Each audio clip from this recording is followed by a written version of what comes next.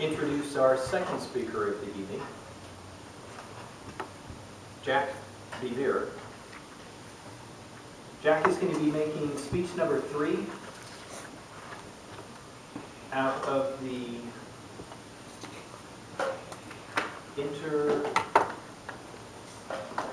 interpersonal book called Diffusing Verbal Criticism. His speech is going to go for 10 to 14 minutes, as we noted before. And the title of his speech is Fighting Back.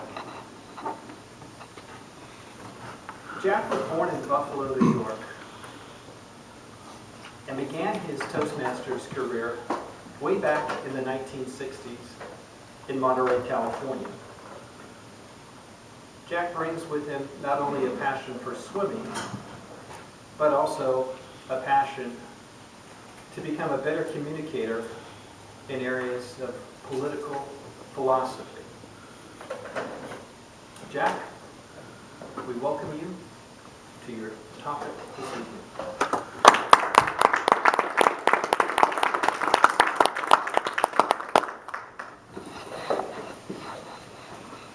As most of you know, I do quite a bit of walking. And I like people who take long walks, especially those who criticize me. All of us have a self-image. And we like to think that we're forthright, honest, and all those good things. And then we have a public image, which we want other people to think about, to look at us and say, oh, there goes Jack, he's so-and-so. And I thought I had a pretty good self-image. And I thought I had a pretty good public image until I found Mrs. Wright. After we got married, I found out her first name was always.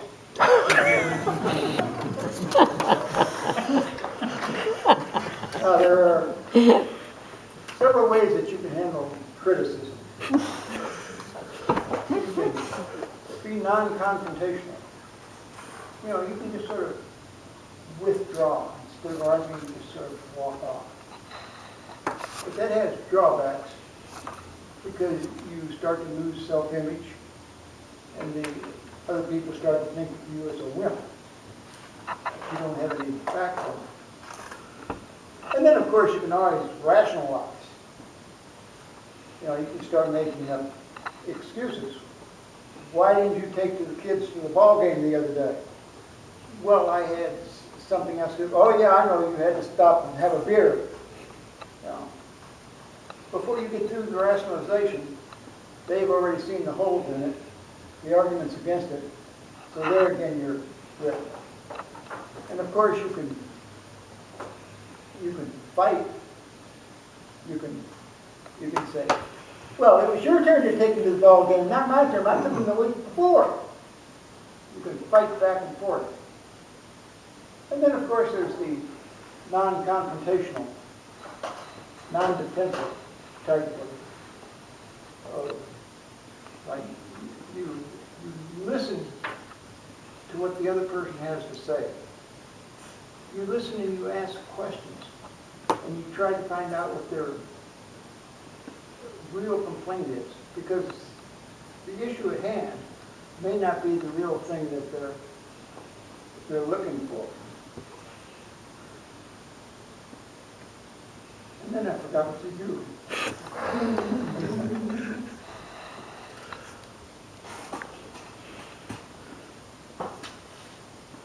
You acknowledge what they say, what they have presented to you. Because, you know, they have some pretty good, they may have some good reasons for their resentment and for their anger. But you acknowledge what they have. And then you try to paraphrase it.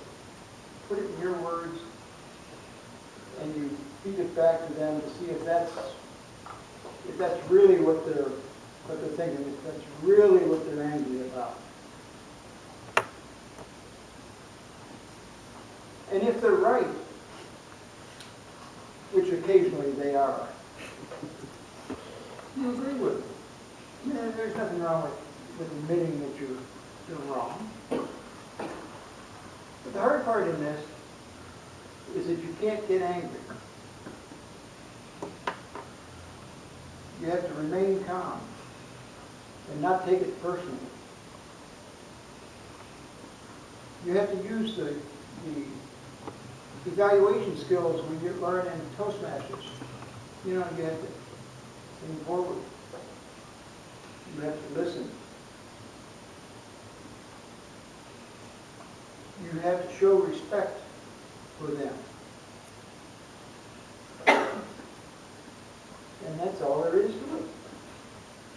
And then you can handle Mrs. Right for the rest of your life.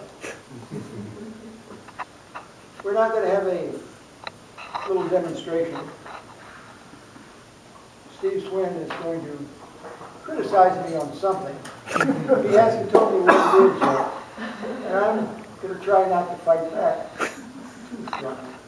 Hi, Steve. How you doing, buddy? I'm all right. You got a problem? Well, I kind of don't know. I don't know, sometimes I think you come to these meetings and you've got kind of a big ego. You have this idea that you know everything about Toastmasters and you talk down to us a bit. Mm-hmm. And it sure seems like it sometimes. I think Jack seems like my friend, but all of a sudden, next thing you know, he's telling me in so many words, what do I know? Well, yeah, that's what I want to know. Well, that's what I'm saying. Well, yeah, I didn't mean that, Steve. You know that. I was just sort of joking around with you a little bit. Yeah? I think you hurt my feeling. Well, My feeling. Feeling.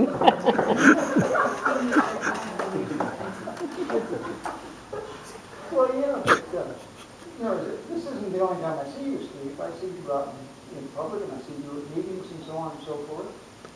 And,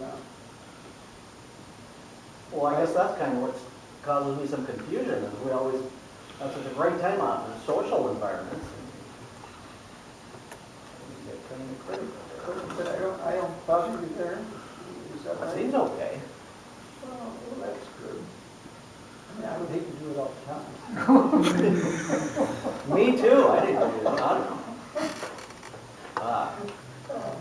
You just figure because you've been doing this a lot longer? Well, I think that you young guys have something to teach us old folks. Well, That you're really coming along pretty good, I've noticed. thank Your you. gestures are getting realistic, they're in time with your speaking, and you're not ad-libbing quite as much as you were when you first came in. You seem to have a little more preparation. And I'll really work on not talking down. So you haven't? Well, I may have a little bit. I'm not a very good evaluator. I sort of call things the way I see them. If the speaker looks like a dud, you say that. Yeah. So, are you saying it's good criticism or bad criticism? Yeah, it's meant to be good criticism. Yeah, it's meant to be helpful. Yeah. I don't want you going around thinking that you're really when you're not. Well, you're safe there. Thank you, Steve.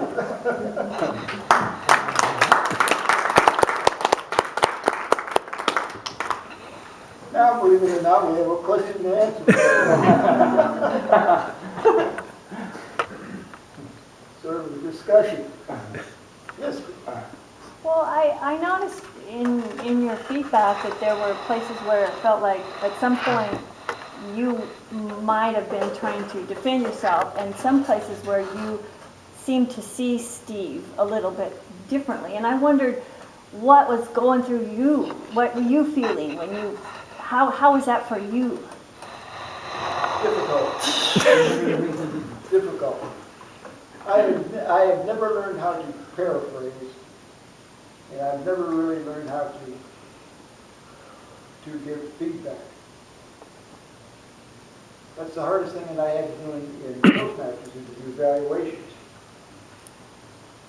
Because I see something, oh, that's the way it is.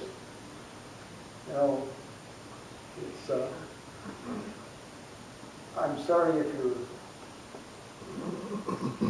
you're right, but I know you're wrong. So maybe what Steve said had a little bit of truth to it. Yes. He may not have intended that, because Steve's a very mellow guy, apparently. Any other comments? Yes, Roy?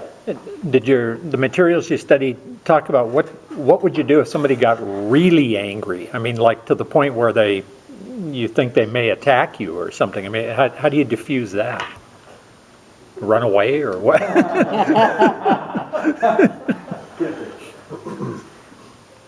No. But you're supposed to be listening to what they're saying so that, and paraphrasing what they're saying so that they know that you're listening to them, and that you recognize that you give them the respect and recognize that they have a legitimate complaint. So that you diffuse the anger is what the intent is. And you're not supposed to take it personally. On the other side of that, if somebody, like, you're trying to hear them out and hear through their emotional outbursts, is there a point at which you think that they're just blowing off steam or venting, is there a tactic to cut them off there at all? Patience. Be patient and listen. Are we allowed to comment and ask? Is that correct, or was it ask only? I want to say thank you for bringing another real life situation that happens to me weekly, daily, to the front of my mind in a safe environment to listen, observe, watch that happen. I admire you for role-playing multiple times consecutively, because it's one of the most difficult things to do. It's a huge challenge, and if you've ever done it as a training thing in a safe environment, even that is very difficult. So thank you for that, and that was one of the best role plays I've ever seen, and I like how you use humor to diffuse it, and even though maybe the wrong person would have taken it the wrong way, I think that Steve probably saw through it, and I enjoyed that. That was really... Thank you, Greg. I recommend that manual, by the way, Advance Manual, Interpersonal Communication. Mr. Postmaster.